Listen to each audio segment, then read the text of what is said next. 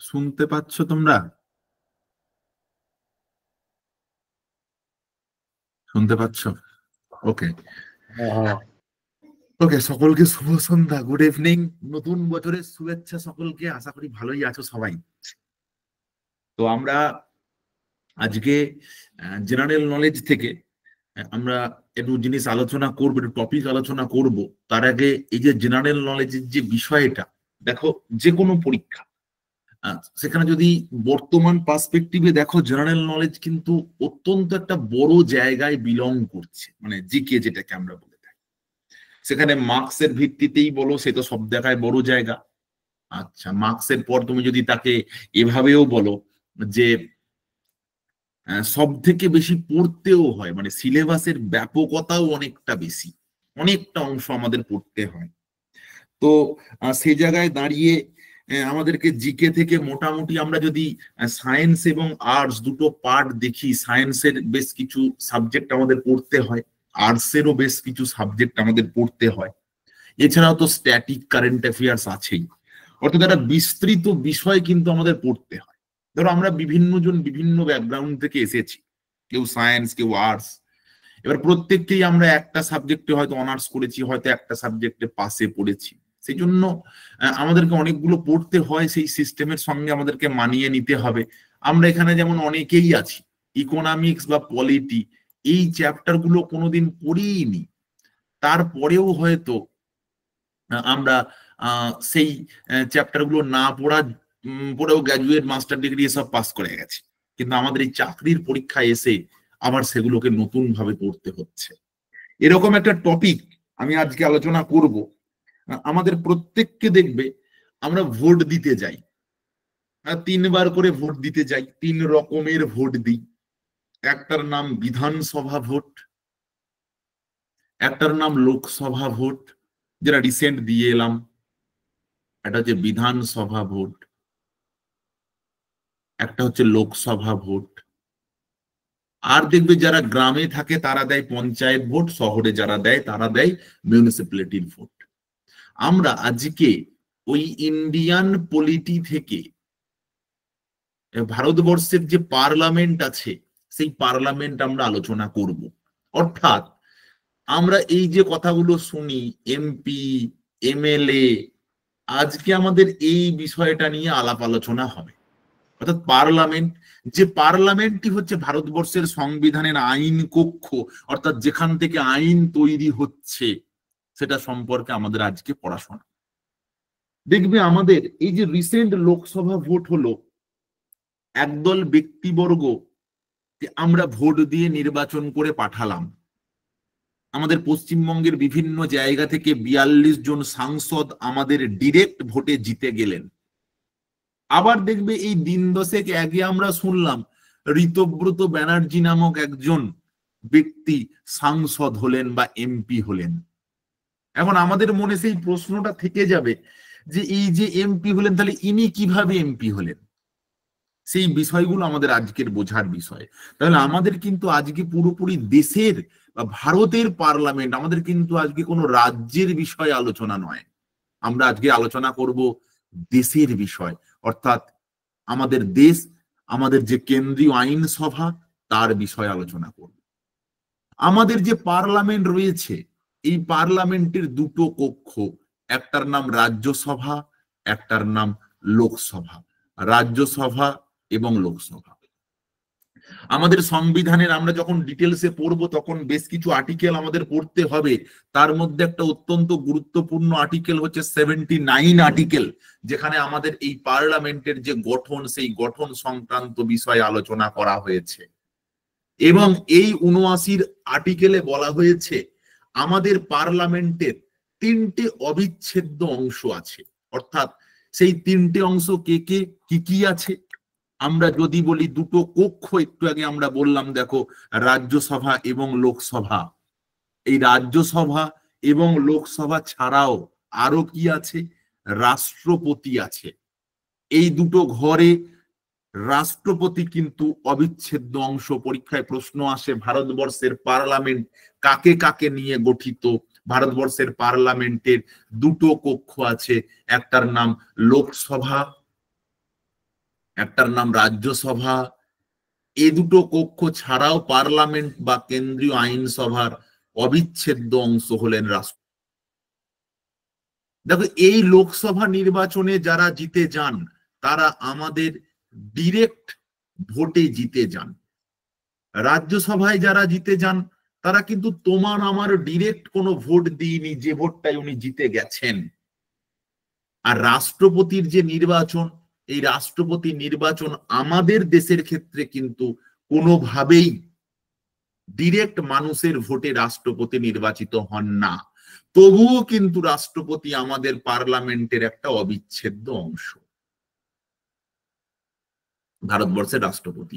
যেমন ইংল্যান্ডের রাজা বা রানী আছেন, তবে আমাদের রাষ্ট্রপতি নির্বাচনে কিন্তু তাই ওনাকে বলা যায় indirectly elected by the people. অর্থাৎ আমাদের দেশের মানুষের দ্বারা তিনি কিভাবে জিতে যান? ইনডিরেক্টলি জিতে যান, ডিরেক্টলি নয়। ওকে, তো আমাদের এই যে লোকসভা, এবার আমাদের লোকসভা এবং রাজ্যসভা সংক্রান্ত বেশ কিছু বিষয় জানতে হবে। তো প্রথমে আমরা যে বিষয়টা আলোচনা করব সেটা হচ্ছে আমাদের লোকসভা এবং রাজ্যসভার দুটো বিষয়কে আমরা পাশাপাশি যদি আলোচনা করি তাহলে আমরা কি পাবো।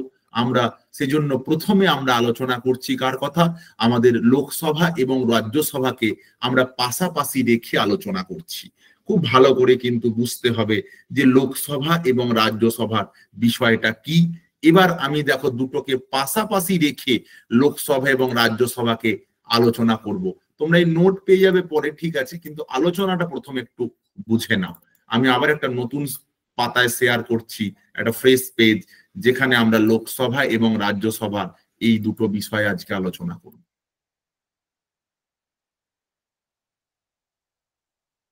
দেখো, তাহলে আমাদের আলোচ্য বিষয়ে আমরা বাঁ দিকে লিখলাম রাজ্যসভা, আর এস মানে রাজ্যসভা, আর ডান দিকে লিখলাম এলএস মানে লোকসভা। আমরা পাশাপাশি আলোচনা করব দুটো ঘরের মধ্যে কি বিষয় হয়, বা পার্লামেন্টের যে দুটো কক্ষ আছে সেই দুটো কক্ষের মধ্যে বিষয়বস্তু কি। প্রথমে আমরা আলোচনা করব কি? প্রথমে আমরা আলোচনা করছি রাজ্যসভা। প্রথমেই এর আর্টিকেল বা কত নম্বর আর্টিকেলে আছে, কত নম্বর আর্টিকেলে? এই রাজ্যসভার আর্টিকেল হচ্ছে ৮০ আর লোকসভার আর্টিকেল হচ্ছে ৮১। এই রাজ্যসভাকে বলা হয় কি? পার্লামেন্টের আপার হাউস, মানে যাকে আমরা বলে থাকি উচ্চ কক্ষ। লোকসভাকে কি বলা হয়? লোকসভাকে বলা হয় লোয়ার হাউস বা নিম্ন কক্ষ। এই যে রাজ্যসভা রয়েছে, দেখো রাজ্যসভায় যে সমস্ত এমপিরা জিতে যান তার থেকে কিন্তু লোকসভায় যে সমস্ত এমপিরা জিতে যান তারা অনেক ফেমাস। সেই জন্য রাজ্যসভাকে আমরা বলি নন পপুলার হাউস। নন পপুলার হাউস অর্থাৎ এই হাউসটা অতটা পপুলার নয়। কিন্তু লোকসভায় যারা জিতে যান তারা হচ্ছে পপুলার মানুষজন, আমাদের যে সমস্ত সাংসদরা রয়েছে যাদেরকে আমরা ডিরেক্টলি ভোট দিয়ে পাঠালাম। এই রাজ্যসভাকে বলা হয় council of state. Council of state মানে কি? আমাদের যত অঙ্গরাজ্য রয়েছে সেই রাজ্যের যে সমস্ত এমএলএ রা রয়েছেন সেই সমস্ত এমএলএ দের দেওয়া যে ভোট, সেই ভোট থেকে রাজ্যসভার সাংসদরা নির্বাচিত হন। কিন্তু লোকসভাকে আমরা বলি হাউস অফ পিউপিল। তা কেন হাউস অফ পিউপিল বলি? তার কারণ হচ্ছে এই লোকসভার সদস্যদের তুমি ডিরেক্টলি ভোট দিয়ে, আমি ডিরেক্টলি ভোট দিয়ে জিতে পাঠাই। এটাকে বলা হয় পার্লামেন্টের second chamber. Second chamber of the parliament. আর এটাকে বলা হয় first chamber of the parliament. Of the parliament. Okay, এই রাজ্যসভাকে বলা হয় হাউস অফ লর্ডস, আর রাজ্যসভাকে বলা হয় হাউস অফ কমন।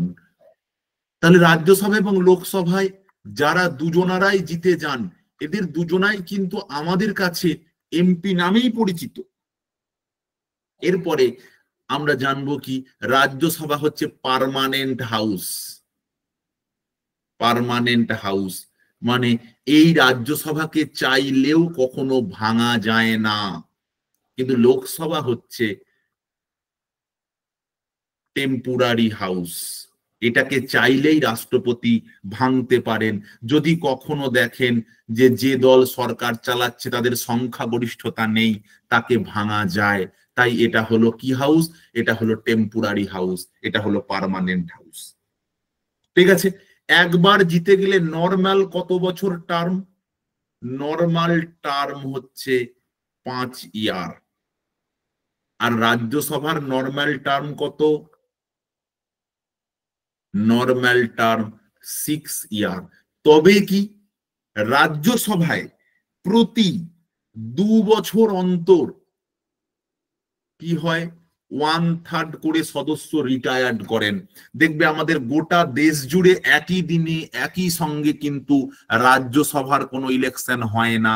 রাজ্যসভায় 1/3 সদস্য রিটায়ার্ড করেন, তার পরিবর্তে আবার নতুন 1/3 সদস্য জিতে আসেন। এই কনসেপ্টটা কিন্তু রাজ্যসভার। তাহলে রাজ্যসভা আমাদের দেশের কিন্তু কোনো পার্মানেন্ট হাউস নয়। এই রাজ্যসভা আমাদের দেশের কিন্তু কোনো আমি তুমি ডিরেক্টলি ভোট দিই না, কিন্তু লোকসভার ক্ষেত্রে আমরা ডিরেক্টলি ভোট দিয়ে নির্বাচিত সদস্যদের পাঠাই। আমাদের দেশে এই মুহূর্তে রাজ্যসভার আসন কত? রাজ্যসভার আসন হচ্ছে টোটাল সিট 250। এই 250টা আসনের দুটো ভাগ আছে, একটা হচ্ছে 245 আর 5। এই 245টা আসন আমাদের যে সমস্ত স্টেট বা রাজ্য রয়েছে, ইউনিয়ন টেরিটরি রয়েছে, সেখান থেকে জিতে যায়। আর এই 5টা পাকিস্তান অকুপাইড কাশ্মীরের জন্য রাখা আছে। যদি কোনোদিন পাকিস্তান অকুপাইড কাশ্মীর আমাদের হয়, তাহলে সেদিন এই জায়গাটায় 5 জন জিতে আসবে। আবার এই যে 245 আছে, এই 245 জনের মধ্যে 12 জন মনোনীত। কে মনোনয়ন করেন? বিভিন্ন ফিল্ডের যে সমস্ত এলিট পার্সনরা রয়েছেন, এমিনেন্ট পার্সনরা রয়েছেন, তারা মনোনীত হয়ে এই জায়গাটায় যান। আর লোকসভার টোটাল আসন কত? এই মুহূর্তে টোটাল আসন সংখ্যা 550, যেটাকে আমরা দুভাগে ভাগ করতে পারি। একটা হচ্ছে 530 এবং হচ্ছে 20। এই 530 জন কোথা থেকে জিতে যান? আমাদের যে 28টা স্টেট আছে সেখান থেকে, আর 20 জন আমাদের 8টা যে ইউনিয়ন টেরিটরি আছে সেখান থেকে জিতে যায়। তাহলে এই যে দুটো হাউস বা দুটো কক্ষর মধ্যে আমরা আলোচনা করলাম, রাজ্যসভা এবং লোকসভা। রাজ্যসভায় যে সাংসদরা জিতে যাবেন তাদের মিনিমাম বয়স হতে হবে 30 ইয়ার, আর লোকসভার ক্ষেত্রে বয়স হতে হবে 25 ইয়ার। তাহলে দুটো ঘরেই যারা জিতে যান তারা কিন্তু প্রত্যেককেই এমপি। তাহলে আমরা কোন ভোট, যে ভোটটা দিই লোকসভা ভোট, সেই লোকসভা ভোটে যারা জিতে যান, লোকসভা ভোটটা কত নম্বর কি বললাম? এবার যদি আমরা দুটোকে পাশাপাশি রেখে আলোচনা করি, যদি পরীক্ষায় বলে কোন হাউসটাকে ভাঙা যায়, মানে কি টেম্পোরারি কোনটা, তাহলে লোকসভা। কোন হাউসটাকে ভাঙা যায় না, সেটা হচ্ছে রাজ্যসভা। কোন হাউসটায় হাউস অফ কমন, সেটা হচ্ছে লোকসভা। কোনটা house of Lord, Rajya Sabha. Rajya Sabha কত নম্বর আর্টিকেলে আছে? 80 নম্বর। লোকসভা কতই আছে? 81 নম্বর। কোন ঘরটা পাওয়ারফুল? লোকসভা পাওয়ারফুল। কোন ঘরটা কম পাওয়ারফুল বা নন পাওয়ারফুল? সেটা হচ্ছে রাজ্যসভা। রাজ্যসভাকে আমরা বলি সেকেন্ড চেম্বার, লোকসভাকে বলে থাকি আমরা ফার্স্ট চেম্বার। এই লোকসভা এবং রাজ্যসভার মধ্যে আমরা কোনটায় ভোট দিই? আমরা ভোট দিই কিন্তু লোকসভায়। তাই লোকসভায় যারা জিতে যায় তাদের মেয়াদকাল কত বছর? লোকসভা সদস্যদের মেয়াদকাল থাকে 5 বছর। হতে পারে 5 বছরের আগে লোকসভা ভেঙে গেছে, কিন্তু মেয়াদকাল 5 বছর। কিন্তু রাজ্যসভার মেয়াদকাল ক বছর? বছর, একথা ঠিক।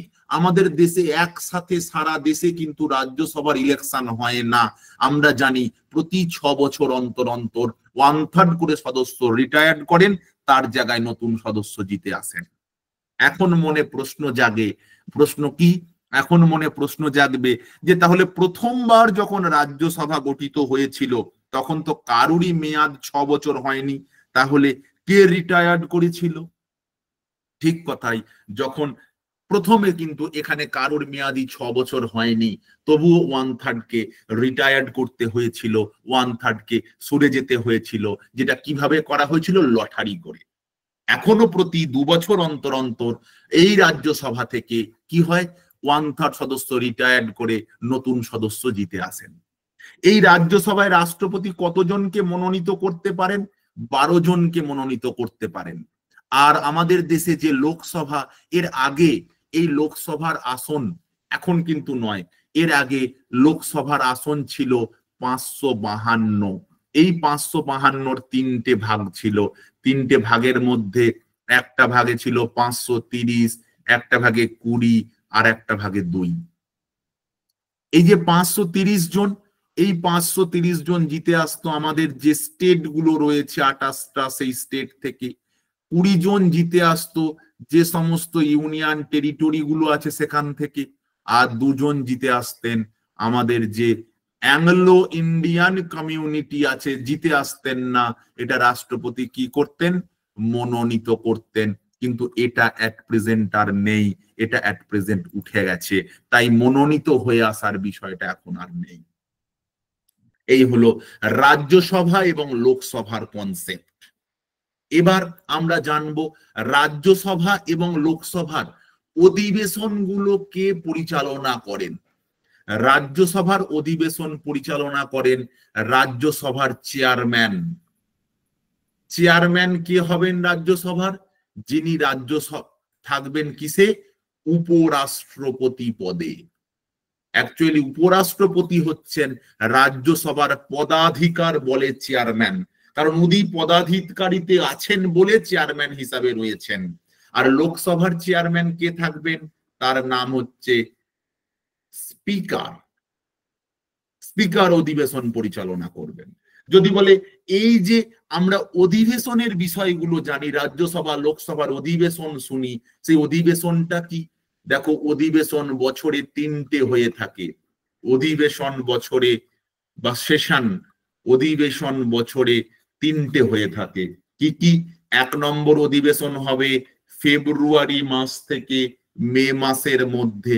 মানে এমনটা নয় ফেব্রুয়ারিতে শুরু হয়ে মেতে শেষ হবে, এমনটা নয়। ফেব্রুয়ারি থেকে মে মাসের মধ্যে অধিবেশনটা হবে, যে অধিবেশনটার নাম হচ্ছে সামার সেশন, বা যেটাকে আমরা বলি গ্রীষ্মকালীন অধিবেশন।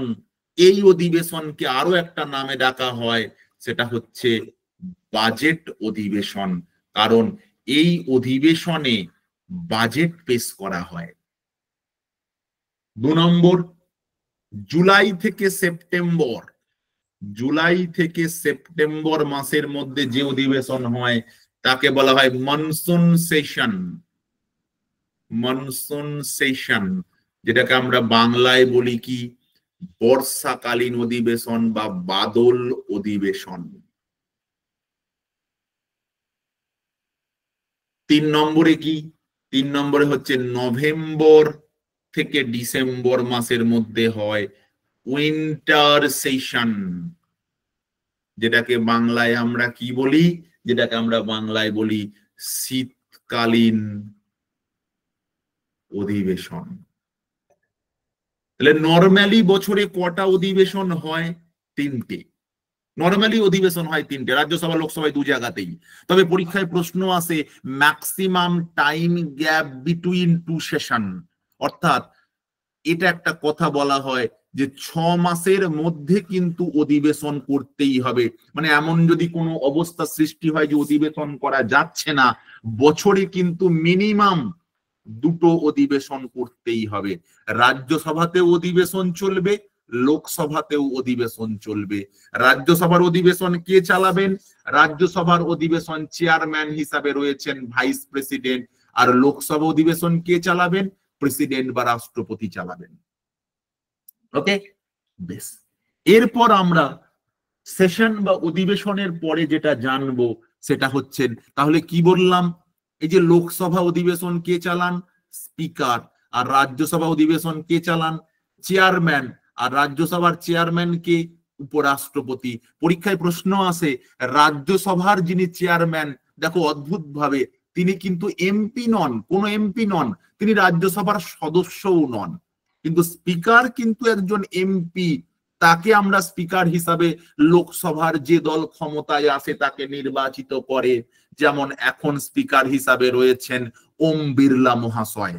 আর রাজ্যসভার চেয়ারম্যানের পদের দায়িত্বে রয়েছেন এই মুহূর্তে ভারতবর্ষের উপরাষ্ট্রপতি জগদীপ ধনকর। ওকে, এরপর আমরা জানবো পরীক্ষার জন্য very very important, zero hour. Zero hour, zero আওয়ারের বিষয়টা কি? অ্যাকচুয়ালি সংসদে অধিবেশন শুরু হয় সকাল 11টায়। সকাল 11টা থেকে সকাল 12টা পর্যন্ত অধিবেশনে সাধারণ প্রশ্ন উত্তর পর্ব চলে, নর্মাল প্রশ্ন উত্তর পর্ব চলে।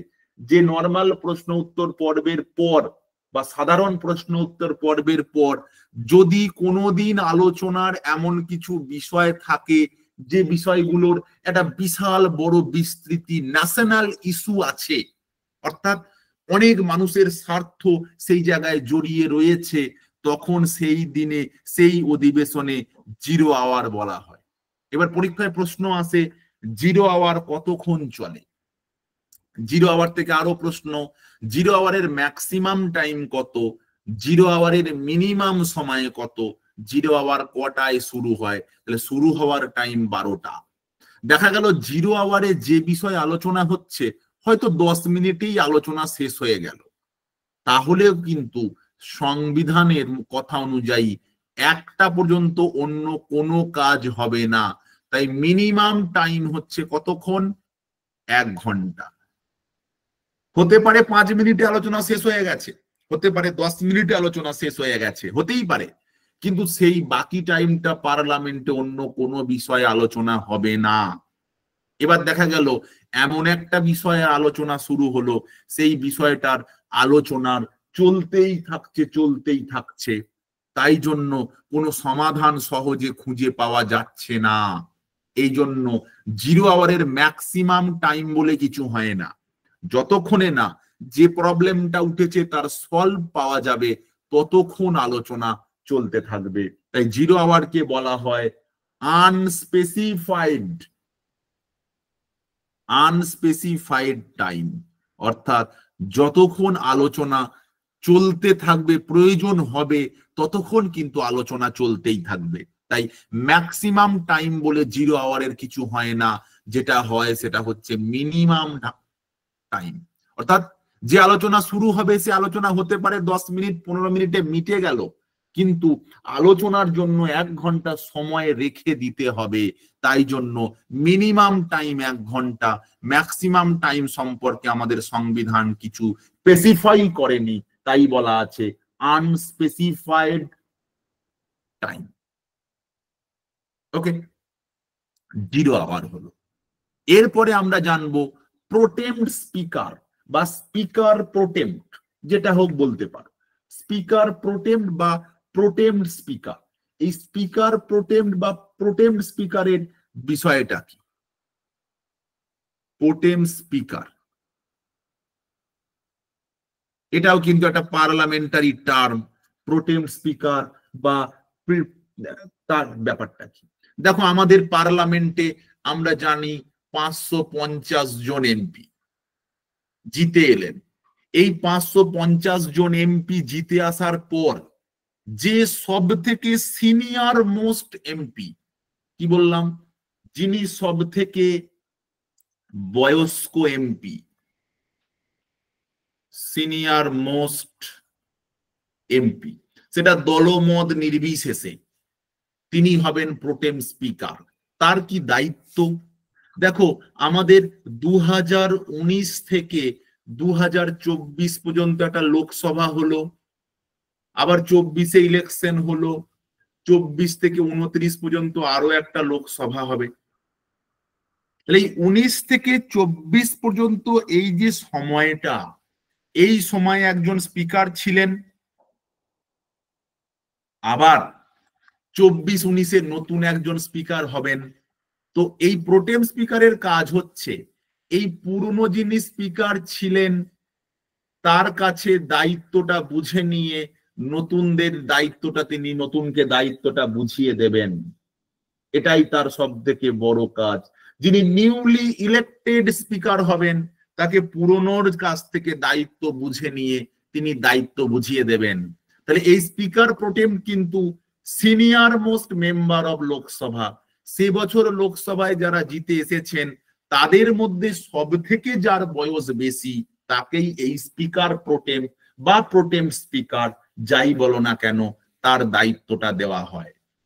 এতক্ষণ পর্যন্ত যে কটা কনসেপ্ট বললাম পার্লামেন্টারি টার্ম, কোনটা বুঝতে পারোনি বল?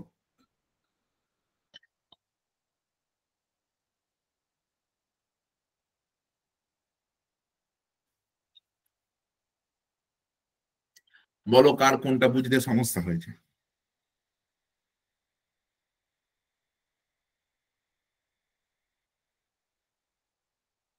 বলো কোনটা বুঝতে পারোনি?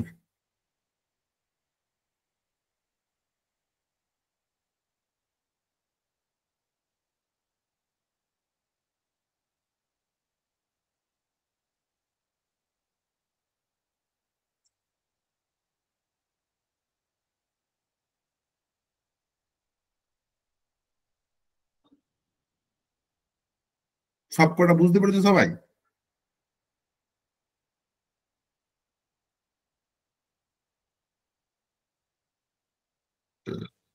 বেশ, এরপরে আমরা আরো একটা পার্লামেন্টারি টার্ম জানবো, সেটার নাম হচ্ছে জয়েন্ট সেশন বা যৌথ অধিবেশন। Joint session. জয়েন্ট সেশন কি? দেখো, লোকসভায় লোকসভার মতো অধিবেশন হয়, রাজ্যসভায় রাজ্যসভার মতো অধিবেশন হয়। এখন দেখা গেল এমন কোনো বিষয় যেটাই খুব ভাইটাল একটা বিষয়, আলোচনার প্রয়োজন, তখন রাজ্যসভা এবং লোকসভা একসাথে অধিবেশন হবে। সেই লোকসভা এবং রাজ্যসভা একসাথে অধিবেশনকেই আমরা বলে থাকি কি? আমরা বলে থাকি জয়েন্ট সেশন। এই জয়েন্ট সেশনটা ডাকবেন কে? ভারতবর্ষের রাষ্ট্রপতি ডাকবেন। রাষ্ট্রপতি কি করবেন? অধিবেশনটা ডাকবেন।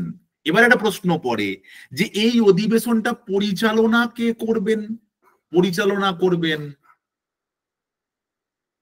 লোকসভার স্পিকার। তাহলে দুটো কথা কিন্তু, একটাকে ডাকবেন সেটা রাষ্ট্রপতি, আর কে পরিচালনা করবেন সেটা লোকসভার স্পিকার। জয়েন্ট অধিবেশন মিনস লোকসভা এবং রাজ্যসভার একসাথে অধিবেশনকে বলা হয় জয়েন্ট অধিবেশন বা যুগ্ম অধিবেশন। যে যুগ্ম অধিবেশন কে ডাকবেন? রাষ্ট্রপতি। কে পরিচালনা করবেন? লোকসভার স্পিকার। ওকে, আর একটা পার্লামেন্টারি টার্ম তোমাদের আমি বোঝাবো। সেই পার্লামেন্টারি টার্মটার নাম হচ্ছে লেম ডাক। কি নাম টার্মটার? টার্মটার নাম হচ্ছে লেম ডাক। LAME, লেম ডাক সেশন, মানে লেম ডাক অধিবেশন, এই টার্মটা বোঝাবো।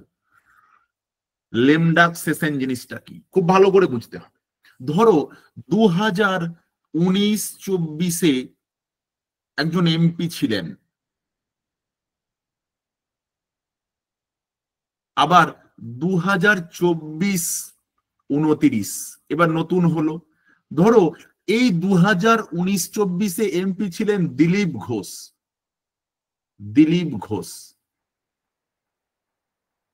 দেখো উনি কিন্তু 2024-29-এ কীর্তি আজাদের কাছে ভোটে হেরে গেছেন। তাহলে ওনার আর পার্লামেন্টে যাওয়া হলো না। তাহলে ভালো করে বোঝো, 2024-এ যতক্ষণ পর্যন্ত উনি ছিলেন, উনি পার্লামেন্টে যেদিন লাস্ট দিনটা গেছেন last day of the parliament, অর্থাৎ তার যেদিন লাস্ট দিন পার্লামেন্টের, সেই লাস্ট দিনে তিনি যে অধিবেশনটা অ্যাটেন্ড করেছেন তাকে বলা হয় লেম ডাক সেশন। তাহলে what is the lame duck session? Last day of the parliament, অর্থাৎ পার্লামেন্টে যেদিন কোনো একজন এমপি শেষ যাবেন সেই দিনটাই তার লেম ডাক সেশন। এবার কি, এই যে দিলীপ ঘোষ, তিনি হেরে গেছেন বলে পরের বার আর যেতে পারলেন না। আবার এটাও হতে পারতো তাকে হয়তো দল দাঁড় করালো না ভোটে, তাই তিনি যেতে পারলেন না। আবার কোন কোন এমপি দেখা গেল রানিং এমপি থাকা অবস্থায় মারা গেছেন, তাহলে তার যেদিন লাস্ট লোকসভার বা রাজ্যসভার তিনি যেদিন তার অধিবেশন বা শেষ অধিবেশনটা অ্যাটেন্ড করেছেন, সেই লাস্ট অধিবেশনটার নামই হচ্ছে কি লেম ডাক সেশন। আর তার ওই যে লাস্ট দিন হয়ে গেল, তখন সেই ব্যক্তিকে বলা হবে লেম ডাক। তাহলে লেম ডাক সেশন আর lame duck, joint session, pro tem speaker, zero hour session. আজকে মাত্র আমি 5টা কনসেপ্ট বলেছি পলিটি থেকে, এই পার্লামেন্ট থেকে। পার্লামেন্টারি টার্ম, অধিবেশন বা সেশন বলেছি, জিরো আওয়ার বলেছি, প্রোটেম স্পিকার বলেছি, জয়েন্ট সেশন বলেছি, লেমডাক সেশন বলেছি। আর তার সঙ্গে সঙ্গে পার্লামেন্টের লোকসভা এবং রাজ্যসভার কনসেপ্টটা দিয়েছি। বলো কে কোন জায়গাটায় বুঝতে পারোনি, কার কোন জায়গাটায় কি সমস্যা আছে, বলো।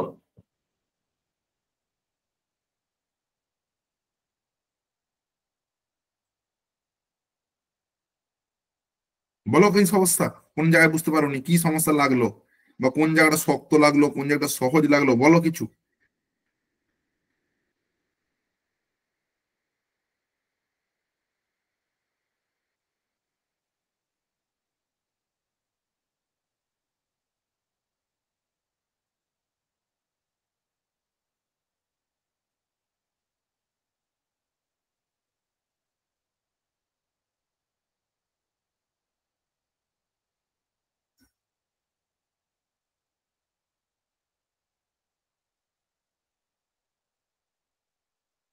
বলো, কারোর কোনো প্রশ্ন থাকলে, কোনোটা যদি বুঝতে না পারো বলে ফেলো।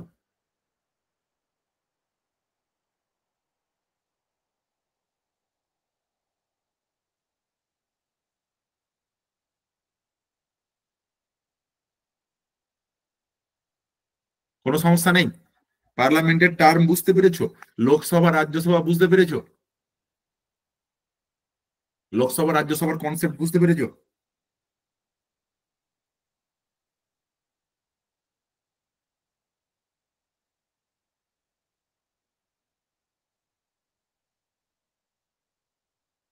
বেশ, তাহলে এই পার্লামেন্টের এতটুকু অংশই আমরা আলোচনা করলাম। তোমরা যে লেভেলের পরীক্ষা দেবে সেই লেভেলের পরীক্ষার জন্য এই অংশটুকুই যথেষ্ট, পার্লামেন্ট সংক্রান্ত আলোচনা।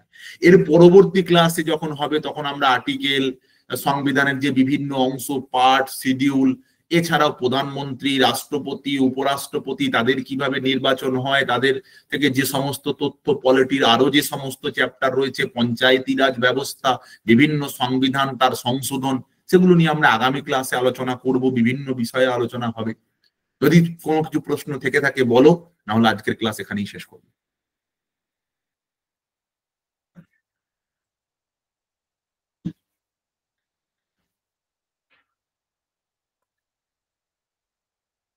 বেশ, চলো তাহলে, যখন কোনো প্রশ্ন নেই, টাটা।